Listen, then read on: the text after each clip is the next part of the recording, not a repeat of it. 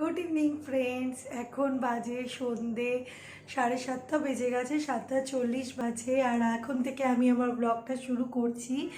আর আমাকে দেখছো যে আমি একটু সেজে গুজে রয়েছি একটাই কারণ, বিকালবেলাতে আমি একটুখানি বেরিয়েছিলাম মানে আন্টির বাড়িতে আমাকে একটু ডাক দিয়েছিল। পাশে একটা আন্টি আছে, তো আমি গেছিলাম। আর ওদের বাড়িতে একটা পুচকু বেবি এসছে, তো ওকেই মেনলি আদর করার জন্য গেছিলাম, ওকে দেখার জন্য একটু চটকাবো বলে।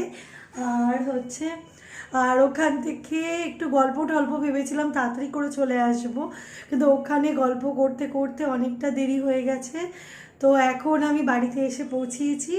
আর ওখানে আমি আন্টিদের জন্য নিয়ে গিয়েছিলাম নারকেলের নাড়ু, মানে। আর ওরা আমাকে কি পার্সেল, ওদের বাড়িতে গেলে ওরা সবসময় আমাকে কিছু না কিছু, মানে জয় খেতে ভালোবাসে খুব খাবার, তো ওর জন্য সবসময় কিছু না কিছু দিয়ে পাঠায়। আর আজকেও আমাদেরকে দিয়ে পাঠিয়েছে, তো সেটাই আমি তোমাদেরকে দেখাচ্ছি যে আমি বারবার না করা সত্ত্বেও সেটা আমাকে দিয়েছে। যে কি দিয়েছে সেটা তোমাদেরকে দেখাচ্ছি, দাঁড়াও। আর এই দেখো কি দিয়েছে, দেখাচ্ছি তোমাদেরকে। সবসময় আন্টির বাড়িতে গেলে কিছু না কিছু আমাকে দিতেই থাকে, যেহেতু আমাদের বাড়ি, আমাদের মানে এখানে কেউ থাকে না ফ্যামিলির, তো আন্টি আমাদেরকে খুবই ভালোবাসে নিজেদের মতন। এটা দিয়েছে, এগুলো সবই বাড়িতে তৈরি। এটা নিমকি, মোট কথা নোনতা টেস্টের কিছু। আমি সব কিছুই ওখানে আমাকে একটা একটা করে টেস্ট করিয়েছে। আর এটাকে মনে হয় গুজিয়া বলে, হ্যাঁ ওই যাই হোক ওরম কিছু।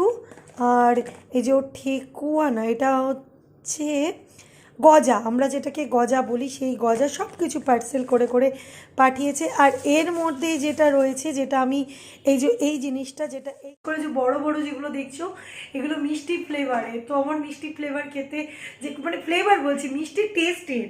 তো এই বড় বড় যেগুলো দেখছো এগুলো মিষ্টি টেস্টের। তো যাই হোক, এগুলো আর একটা ফ্লেভার আছে গুড়ের, তো ওটা খেতে খুব ভালো ছিল। যদি এটা আমি পেরে যাই, একবার যদি আমি দেখি যে আমি পেরেছি, তাহলে তোমাদের সাথে আমি এটা শেয়ার করব যে এটা কি করে করে। খুব সুন্দর, বাড়িতে বানিয়ে রেখে দাও, লোকজন আসলে দিয়ে দাও, কারণ না সব সময় সবার নিয়ারেস্ট জায়গাতে মিষ্টির দোকান বা কিছু থাকে না।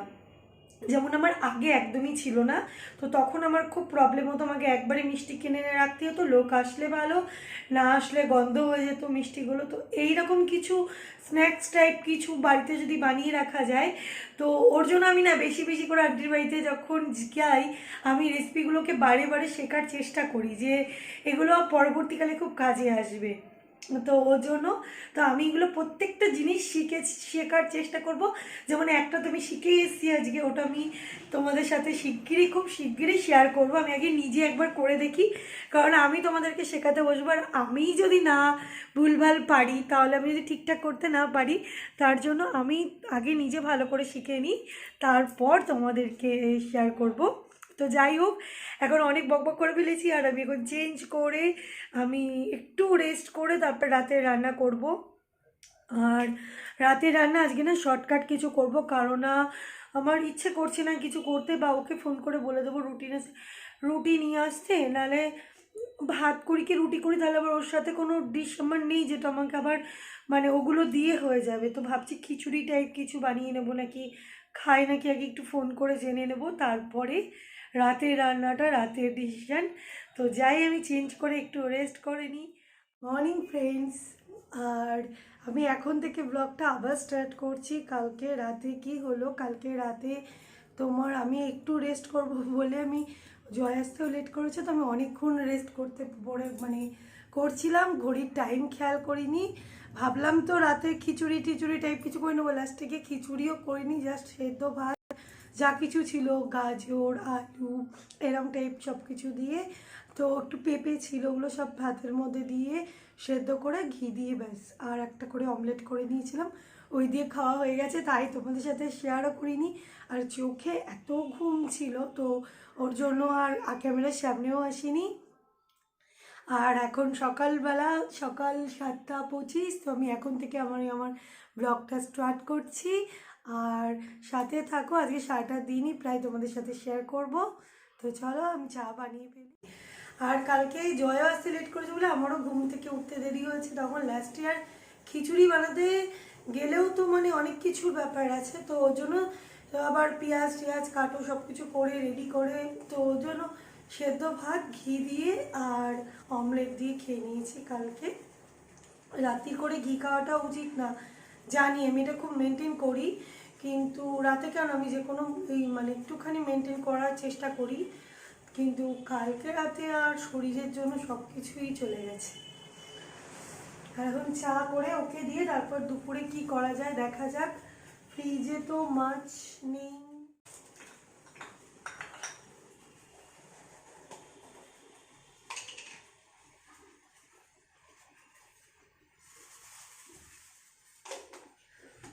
আমি না এই কৌটোগুলো হলো আমার, আমি তোমাদেরকে শেয়ার করছি। আমার এই কৌটোগুলো হলো দেখো অন্নপূর্ণা ঘিয়ের শিশি, হ্যাঁ দেখতে পাচ্ছ তো। যাই হোক, অন্নপূর্ণা ঘিয়ের শিশি, আমি এই কৌটোগুলো আমার দেখতে এত ভালো লেগেছে, লাল ঢাকনি কাচের। আর যেহেতু আমার হাজব্যান্ডের ট্রান্সফারেবল জব, তো আজ এখানে কাল সেখানে যেতে গিয়ে অর্ধেক জিনিস ভেঙে যায়। প্রথমবার তুমি প্যাকিংয়ের কিছুই বুঝতাম না, যখন এক জায়গা থেকে আরেক জায়গায় যেতে যাচ্ছিলাম মোটামুটি সব জিনিসগুলোকে একটা গামলির মধ্যে ভরেছি, কোনোটা বালতির মধ্যে ভরেছি, ব্যাস গাড়ির মধ্যে ঠোকা খেতে খেতে আমার একটা ডিনার সেটের অর্ধেকের বেশি জিনিস নষ্ট হয়েছে।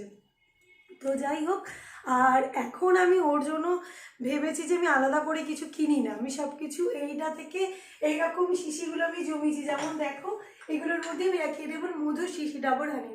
আমি চায়ে খুব কম চিনি দিই, ম্যাক্সিমাম টাইমে আমি মধু দিয়ে চা বানাই, তো মধু শিশি আমার ঘরে প্রচুর জমে যায়।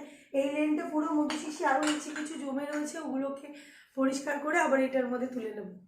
কফি শিশি এগুলো দিয়ে আমি করি, আচার, তো এগুলোই রাখছি। এবার এগুলো যেতে গেলে ভেঙে গেলে যাবে, আবার এগুলো তো জমতেই থাকবে, এগুলো দিয়ে চালিয়ে নেবো, ওর জন্য এইগুলোই করি।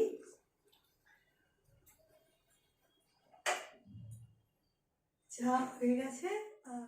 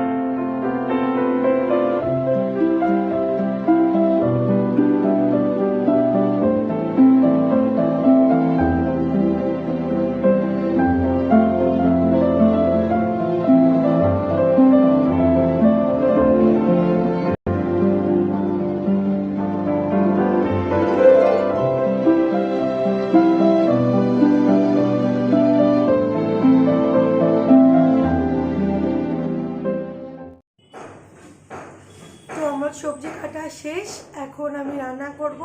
আর আমি এখন খাচ্ছিলাম ঠেকুয়া, আজকে ব্রেকফাস্টে কিছুই বানানো হয়নি।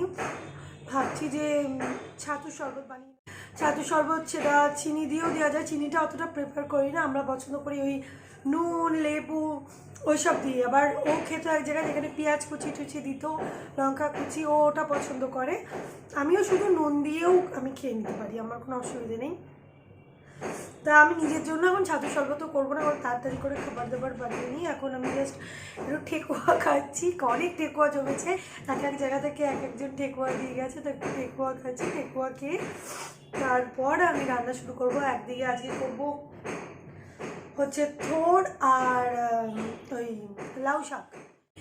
হচ্ছে আমরা ওটা সেদ্ধ করে নিয়েছি থোড়টাকে, থোড়টা আগে করে নিয়ে তারপরে লাউয়ের সবজিটা করবো।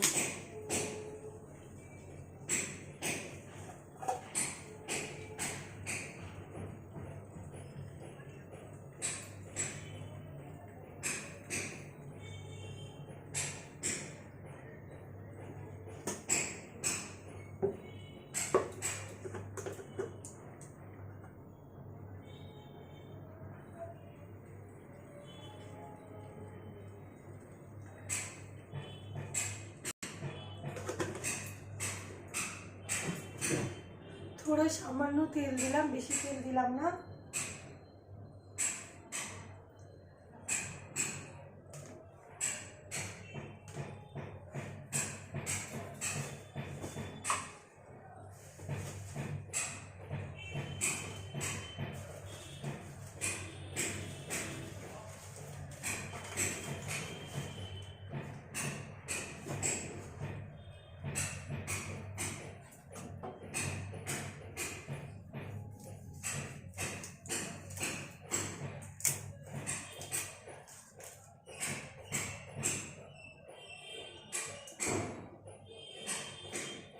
একটা তেজপাতা দিয়ে দিলাম আর একটুখানি একটা শুকনো লঙ্কা ফোড়ন দিয়ে দিলাম, কারণ আমি লঙ্কার গুঁড়ো দিয়ে দেবো।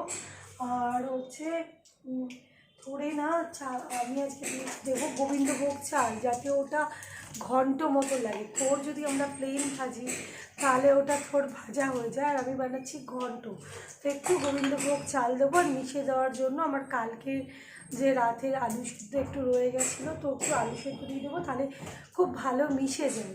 তো ওর জন্য আর কি ও দুটোই করছি। আমি চাল ভিজিয়ে রেখেছি, গোবিন্দভোগ চাল একটু, এটা দিয়ে দেবো, এটা ঘন্ট হয়ে যাবে। আর থোড় সেদ্ধ হয়ে আছে, তো থোড়টা দিয়ে দিলাম।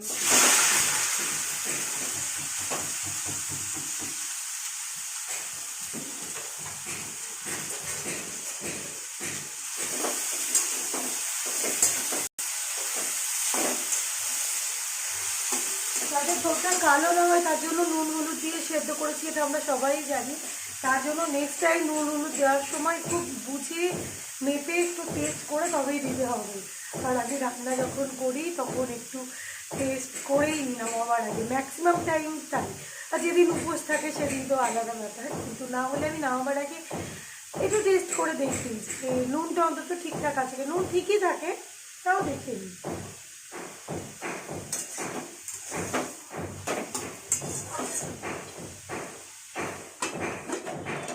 আর ঘন্ট যেহেতু, তার জন্য এর মধ্যে একটু হয় কেউ দিতে পারো একটু জিরের গুঁড়ো, একটু আর একটু আদা, মানে জিরের গুঁড়োটা দাও কি না দাও সেটা তোমাদের ইচ্ছে। একটু আদা দেবে, তাহলে চালের সাথে যে ঘন্ট তৈরি হবে, তো ঘন্টটার একটা ফ্লেভারটা, একটা আদা দিলে না একটা গন্ধ আসে, তো সেই গন্ধটা আমারও খুব ভালো লাগে। আর ঘন্ট মানে আদাটা যায়, তো ওটা দিয়ে দেবে, তো খুব ভালো হয়। আমি শেখাচ্ছি, তোমরা হয়তো ম্যাক্সিমাম লোকই জানো যে এটা করতে হয়, তো আমি শেয়ার করে দিলাম যারা নিউলি ম্যারিড তাদের জন্য। আমি যারা নিউলি ম্যারিড তাদের জন্য বেশি করে একটু কিছু বিস্তারিত বলি, কারণ হচ্ছে আমি যখন প্রথম রান্না শিখেছিলাম, মানে আজ থেকে 2 বছর আগে, তো তখন আমার খুব প্রবলেম হতো, খুব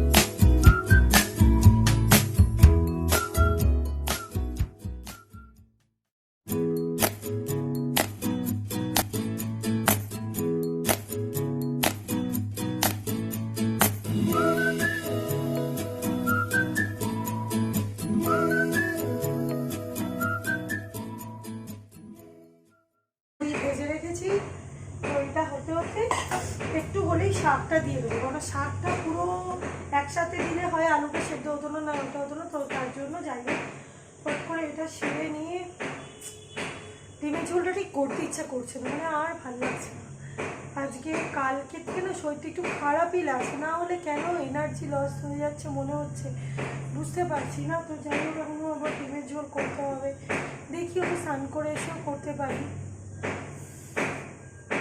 তা যাই হোক এটা তাড়াতাড়ি করে হলে বাঁচি বাবা এই রান্নাগুলো। আর মাথার কাছে ঝন ঝন করে যদি কেউ পিটাতে থাকে কেমন তা খারাপ হয়ে যায়। রান্নাঘরে আসা মানে আমার ক্ষেত্রে এখন এই প্রবলেমটা খুব হচ্ছে, যেখানে বাড়িতে যে বাড়িতে রয়েছে এই মুহূর্তে তার পাশের বাড়িতে সারাটা দিন পেটাচ্ছে, আর সামনের দিকে যাবে তো সামনের দিকে ওই সোনার দোকানের যে পেটানোগুলো হবে না টুক টুক টুক টুক, মানে পেটানোর খেলায় মাথা খারাপ হয়ে যাওয়ার জন্য না টিভি যখন জোরেই চালায় জয় তখন আমি বলি আস্তে করো, মানে ওই টাইমটুকু বেডরুমটুকু তো আমি নিজে একটু শান্তিতে থাকি, মানে এইদিকের আওয়াজ ওইদিকের আওয়াজ টিকতে পারি না, জাস্ট টিকতে পারি না, এত আওয়াজ শুনতে পাচ্ছ, তোমাদেরও ভালো লাগবে না এরকম আওয়াজ যদি সবসময় হতে থাকে কানের কাছে। বুঝতে পারছি লোকের বাড়ি অনেক কাজ করে করছে, কিন্তু অস্বস্তি আমার হয় যখন রান্না করে ঢুকি, তো কান ধরে আমি না বেশি আওয়াজ সহ্য করতে পারি না, বেশি লাউডে ফোন বা বেশি লাউডে টিভি দিয়ে কি গান ছেড়ে আমি খুব আওয়াজ না হালকা আওয়াজে আমি শুনতে ভালোবাসি, সেই জন্য আমার কাছে এটা যন্ত্রণাদায়ক মনে হচ্ছে। আর এই জয় এখন অফিস যাচ্ছে আর আমার ঘরদোর কমপ্লিট গোছানো একটু একটু বাকি, আমি যাব স্নানে, ওই যে খেয়ে গেছে এগুলোকে এখন আমাকে সব সেট করতে হবে। জয় বাই বলে দাও। বাই। আর আমি এখন যাব স্নানে, টাটা। তো ফ্রেন্ডস আমি স্নান টান করে শুয়ে পড়েছিলাম, মানে ঘুমিয়ে পড়েছিলাম, তো আর একটু আগে উঠলাম, জাস্ট একটু আগে উঠে একটু নিচে গেছিলাম, তো একটা জিনিস আনার ছিল, একটা জিনিস মানে একটুখানি তোমার খাবার মানে স্ন্যাক্স টাইপ কিছু আনার ছিল, তো ওটা নিয়ে আসলাম আর ওয়েট করছি জয় আসার। আর অনেকক্ষণ ধরে ভাবছিলাম যে তোমাদের সাথে গল্প করব, কিন্তু একটু টেনশানে ছিলাম, তো একটু আগে টেনশানটা ফ্রি হয়েছে। আর তো জয় আসলে সেটা শেয়ার করব যে কী কারণে টেনশান ছিল, টেনশানটা কেন ফ্রি হলো, কি হলো তার জন্য। তো জয় আসলে খাবো এটাই ভেবে রেখেছি, আর তার জন্য ওয়েট করছি যে কখন আসবে, অনেকবার ফোন করছি আসছে দেরি করছে, তো এখন আমি ওয়েট করি ওর জন্য। এসে গেছে, জানি না এসে গেছে কিনা, তো দেখা যাক। তো দেখো সারপ্রাইজটা কি, সারপ্রাইজটা হলো এটা। তো জয়ের আজকে ডিবেট কম্পিটিশন ছিল, সেটা ডিস্ট্রিক্ট লেভেলে ছিল, তাই তো আজকে ও গলা তো যাই হোক ডিস্ট্রিক্ট লেভেলে ছিল, তো আজকে ডিস্ট্রিক্ট লেভেল আমি একটু আগে জানতে পেরেছি যে জয় আজকে ফার্স্ট হয়েছে, আগের বছরও ও ফার্স্ট হয়েছিল, আর এই দেখো ওর ট্রফি, তো তোমাদের দ্বারা এক্ষুনি শেয়ার করছি।